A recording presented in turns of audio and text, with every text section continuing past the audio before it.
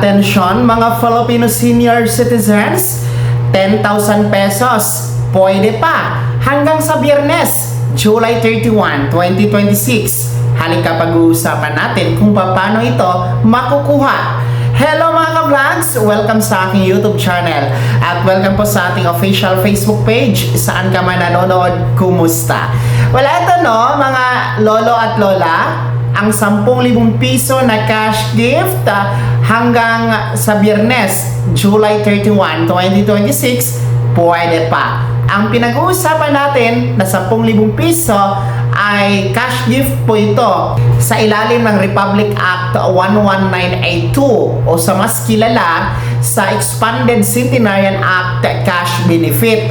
Well, para ba kanino itong 10,000 piso cash gift at nasa ilalim ng Republic Act 11982? Ito po ay para sa ating mga senior citizens na umabot po sa milestone na edad 80, 85, 90, and 95 years old. So ulitin ko, insakto, walang labis, walang kulang, edad 80, 85, 90, and 95 years old. Well, kung umabot na nga po kayo sa edad na yan, or aabot pa sa edad na yan, makakatanggap nga kayo ng 10,000 piso na cash gift. Well, sino ba o ano bang ahensya ng pamahalaan ang namamahala at nangangasiwa ng cash gift na ito? Ito po ang National Commission of Senior Citizens or NCSC. Since January 1, 2025 ay sila na po ang humahawak, namamahala at humahawak ng pondo dito sa 10,000 piso na cash gift under the Republic Act 11982 o yung mas kilala sa Expanded Centenarian Act Cash Benefit. Well, paano nga ba ito makukuha mga ka-vlogs, no? Since sinabi natin kanina, hanggang July 31 pa po pwede. Yes, no? Para po, ulitin ko, no? Para po sa mga meron insaktong edad na 80, 85, 90, and 95 years old, nako po ha, hanggang Biyernes, July 31, 2026, pwede pa kayo. Pwede pa kayo na pumunta sa OSCA para mag-apply, no? At para kayo makasama sa payout o cash distribution sa susunod na buwan, Agosto, no? Dito sa 10,000 piso. Ngayon kasi is nasa July 29 pa tayo. Miyerkules tayo ngayon. And bukas, July 30 pa, Huwebes, may panahon pa. Pwede pa kayong pumunta sa Office of the Senior Citizens Affairs or OSCA na nasa LGU ninyo, no, para mag-apply. Well, ang requirements na dalhin nyo po ay isa na whole body picture. Magdala din po kayo ng original birth certificate.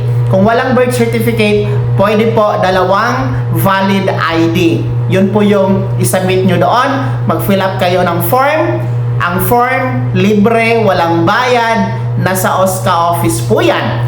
At after nyo po mag-apply, ay mag-antay po kayo kasi i-evaluate pa yan, no? Suriin pa yan ng NCSC kung talagang pasok kayo sa edad, sa criteria, no? At kung eligible naman kayo, mapapasama kayo sa mga susunod na buwan sa payout or cash distribution na inyong 10,000 piso na cash gift. Well, ulitin ko ha, sa mga merong edad na 80, 85, 90, and 95 years old, pwede pa po hanggang Biyernes, July 31, 2026 kasi cut off yan. Kasi pag August 1, sa August na yan na aplikasyon, and then possible ang cash distribution yan by the month of September pa, no? Kung gusto nyo lang naman na mapasama sa cash distribution o makakatanggap kayo ng 10,000 piso by the next month, August, i-apply nyo na, no? Hanggang Biyernes, July 31. At paalala nga pala, para po sa mga mag-80, 85, 90, or 95 years old, no, sa mga susunod pa na mga buwan, pwede kayong mag-advance apply ha. Kasi ang criteria, ang panuntunan dito sa 10,000 piso cash gift pwede nyo pong i-advance na i-apply 6 na buwan, no? 6 months bago ang inyong birthday sa edad na 80, 85, 90, or 95 years old. So, pwede yung i-advance apply nang sa ganon, mas maaga ma-process, mas maaga ma-evaluate, at para sa mismong araw ng inyong kaarawan, ay matatanggap nyo ang inyong 10,000 piso na cash gift. Kaya naman, mga lolo at lola, sino ba sa inyo ang mga umabot na sa edad na 80, 85, 90, and 95 years old? Pangalawa, sino sa inyo dito ang mga nag-apply na sa buwan na ito ng July?